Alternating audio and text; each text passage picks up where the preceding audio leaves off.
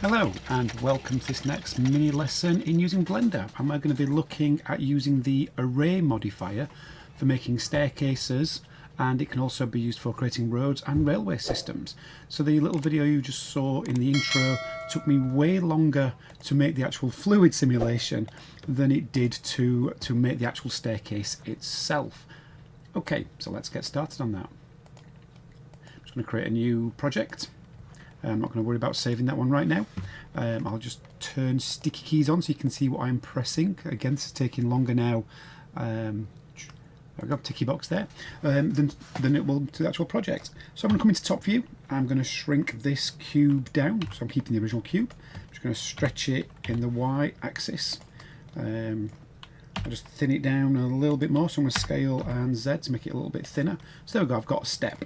I'm going to come into top view. Sticking top view for a moment. I'm going to come onto our spanner, add modifier, array. So what the array does is it just makes copies, creates a list of steps, and if I just go this count, we can see it's getting further away. If I change the X factor, it's how much gap do you want between. So if I put it back at 1, it's exactly 1 unit of step. And if I change the Z, we now get a staircase. So I could put rails on all this. I could go back into edit mode. I could click on the face of this. I could come back into top, extrude a little bit, stick on the top face. I could extrude that. So, oh, that's not quite what I wanted, but that's fine because now I can just change this Z-axis down a little bit, and now I've got staircase with a bit of a wall. Okay, so now I want a spiral staircase. I'm just going to undo that. I'm going to get rid of the support in case that doesn't look good.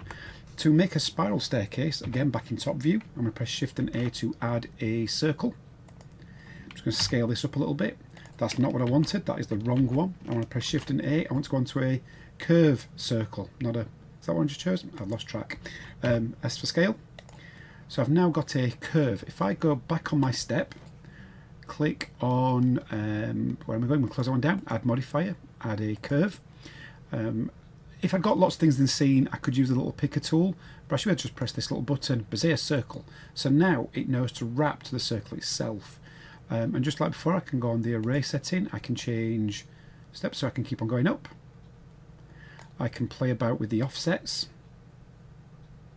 I can get this hold of the circle and I can scale this down a little bit. So again, how tight do you want a spiral staircase? And that's down to your now sort of design choice. So I've now got a spiral staircase, which I think is close to what you might find in a medieval castle.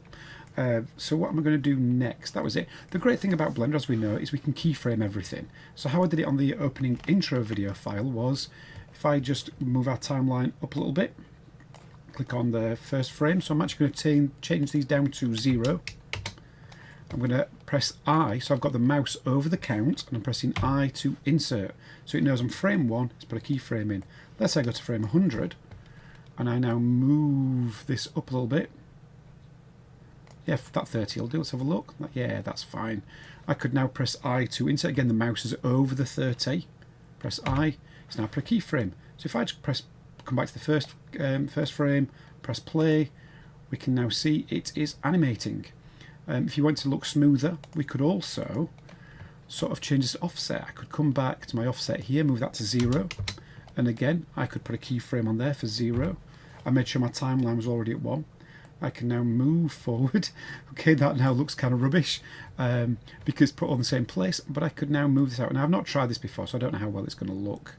I'll put that to 1, and again I'll press I for keyframe, make sure the mouse is over it, press rewind. That looks weird, but again, these are things that you can have kind of fun playing with. You know, you can kind of experiment. So that's the first stage of this. If you want to stay with me for a bit longer, you can see how I did sort of fluid simulation and also how I did some other things. So I'm going to do other things first. I use this method also for creating a railway system, which I used in my RailRoadVR game, which is currently on Steam. If you want to go over there, you can check it out. That would certainly help this channel a little bit. But you should be able to see on screen me making a little track and then how I imported it into Unity. And then I sculpted the terrain to fit the track that I had made. Now I could have used the terrain in Blender as well, but I want to be able to use all the asset packs and trees and things what that Unity kind of offers. Okay, so have a go at this yourself, see what you can work out. And again, as always, if you've liked this video, please like, subscribe, put a comment in the below, and if you've got any suggestions for future videos, also make those below, and I will see you in the next video. Okay, I'm not going to leave it there. I did say I was going to show you how I did the fluid simulation with the steps, and it's just using the same things I used in my last lesson, but in case you've not watched that, I'll go over it again here. So I've got the staircase. I'm going to keyframe this so it physically moves up and down. So I'm going to put that to 0. I'm going to insert a key. It doesn't matter that it looks a mess. I'm going to come to frame 100. I'm going to move this to 1. So it's now up there, and I'm going to not right click, I'm going to hover my mouse over it, insert key.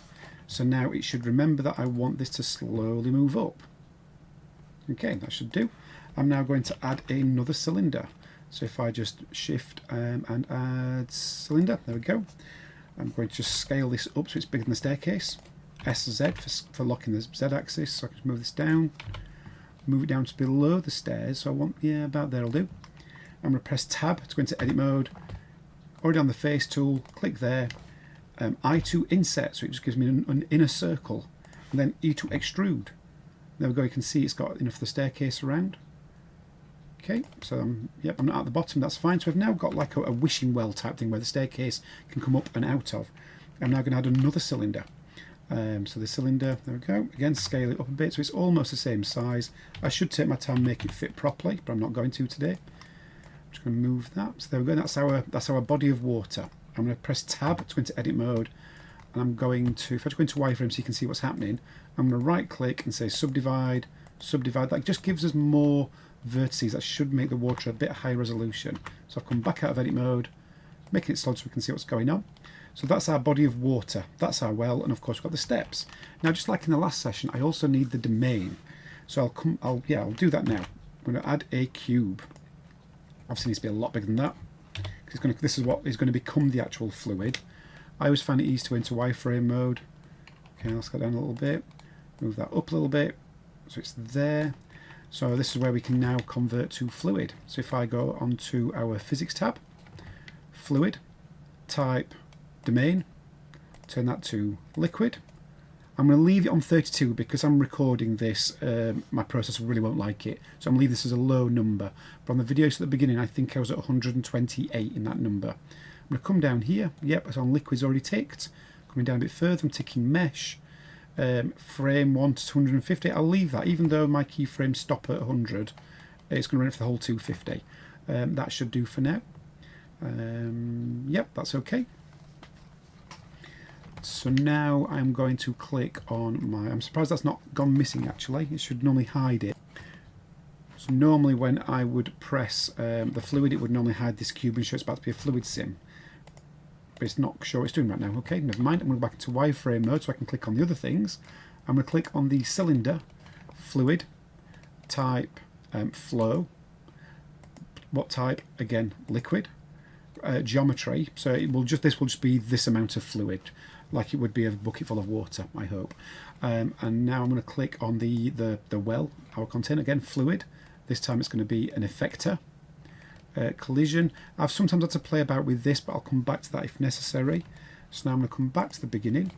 I'm just going to solid view so we can see. Yeah, there we go. It's now hidden the cube. Now it's got all things set up.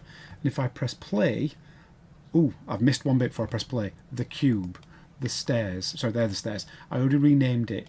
That also needs to be a fluid, an effector. The stairs need to be solid, so it's a collision detection. So if I now press play, hopefully we should see the stairs coming up and pushing the water up out of the way.